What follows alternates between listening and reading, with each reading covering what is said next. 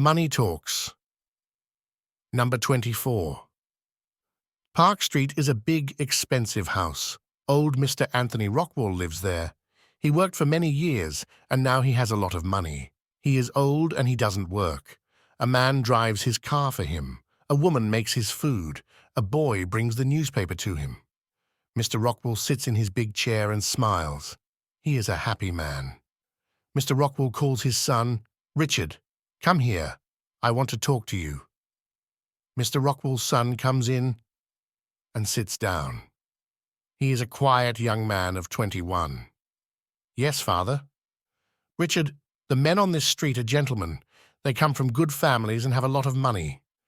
We aren't a famous old family, but we have a lot of money."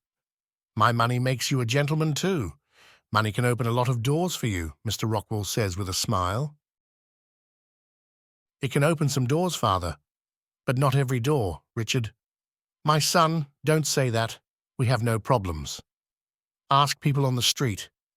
Ask your friends, what door doesn't open with money?" Mr. Rockwell asks. "Money can't buy a place at the table of the right people," Richard says. "You're wrong, young man," his father says, and he looks into his son's eyes. "Son, the families of these men didn't always have a lot of money. They know about work. You make a lot of money with a lot of work." Richard is quiet. "Son, what's the problem? Are you sick? What's wrong?" "You can talk to me," Mr. Rockwell says. "Father, I'm not sick. I have a good home, an interesting job, and a smart old father. But what's her name?" Mr. Rockwell asks. "Oh, father, she's beautiful and very special. Her name is Ellen Lantry. She's the only woman for me," Richard says. "Talk to her, dance with her, walk in the rain with her. She's going to love you too," his father says. "You're a good young man. You're special too." "But she's always with people," Richard says. "I never have any time with her. She never has time for me." "Richard, take some money and buy some time with her. Talk to her about your love," the old man says. "I can't," Richard says.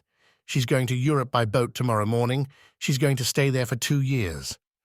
This evening, I'm going to take her to the theater, but it's a very short drive.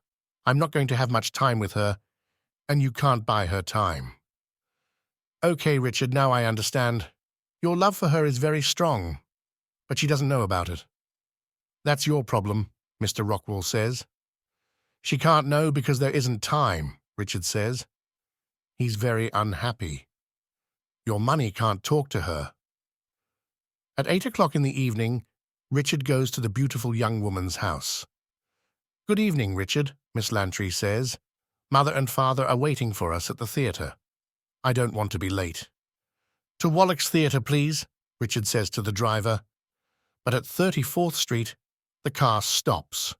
"What's wrong?" Richard asks. "I'm sorry, Mr. Rockwell," the driver says.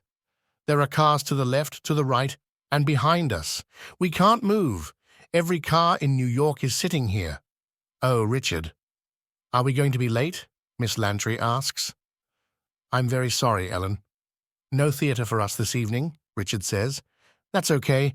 I don't like theater very much. I'm happy here in the car with you," Miss Lantry says. "Are you?" Richard asks with a smile. Later the same evening, Richard walks into his father's office. The old man is reading his newspaper. "Father," Richard says, "Miss Lantry and I are in love." "Very good, Richard. I'm happy for you," his father says. "We talked and talked. She loves me, you see. Money can't buy love," Richard says. Then the happy young man goes to bed. But let's finish his story. At 7 o'clock in the morning, Mr. Kelly comes to the door of Mr. Rockwell's house. "Good morning, Mr. Kelly," Mr. Rockwell says. "You did a good job yesterday evening. Here's your $5,000. "It was difficult, Mr. Rockwell. The drivers of the cars wanted $10, and the policemen wanted $50, but cars stopped for us on every street." "Did it all go well?" Mr. Kelly asks. "Well, yes, it was beautiful. Let's drink to love and to money."